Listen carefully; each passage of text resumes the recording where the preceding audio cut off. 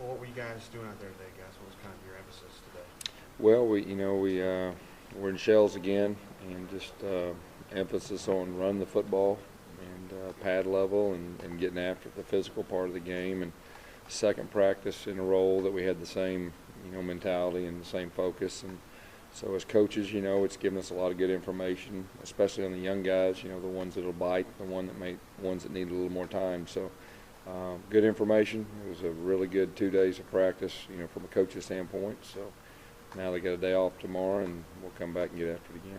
You've done this 4 days on, 1 day off schedule for a couple years now. Do you notice you can kind of throw stuff at guys to digest, and then they kind of look forward to that day off? Yeah, I think so. You can really strain them, and they got the day off, and then we can do it again.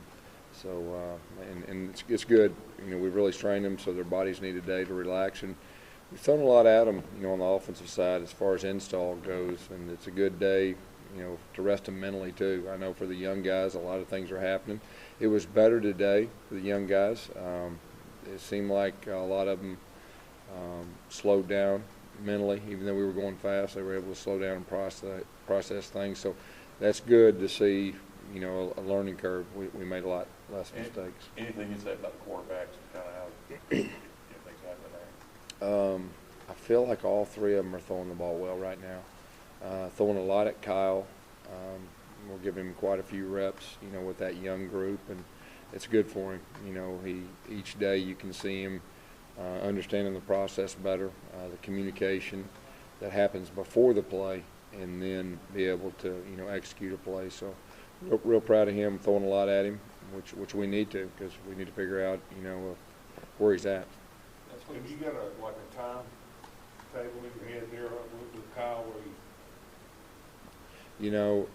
Kind of like we said, as soon as possible, we'd like to name a starter. But at the same time, there's a process you got to go through, and we've got so many young guys and so many inexperienced guys. Kind of like this spring, we need to get to a point where we feel very good about everything around them, so we can properly evaluate them. So. As soon as possible, we're trying to give all three of them reps, and hopefully we can figure that out, in the near future. Yes, a couple people talk about the young offensive linemen and not scared to be physical. What have you seen out of those young guys?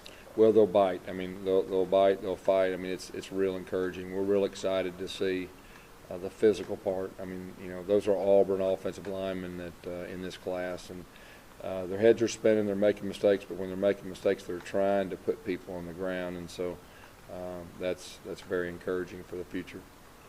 You said that Ted used the same term, they'll bite. Mm-hmm.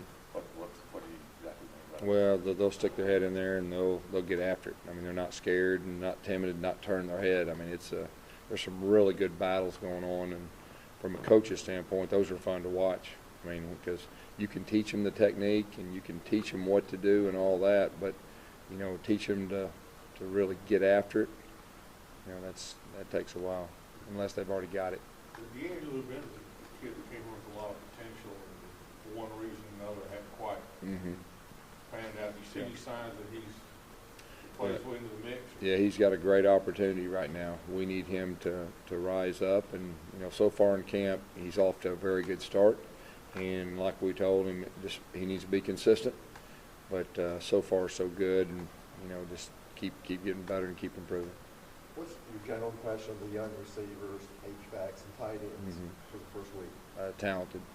Talented. You can really see that, they're very talented like we thought.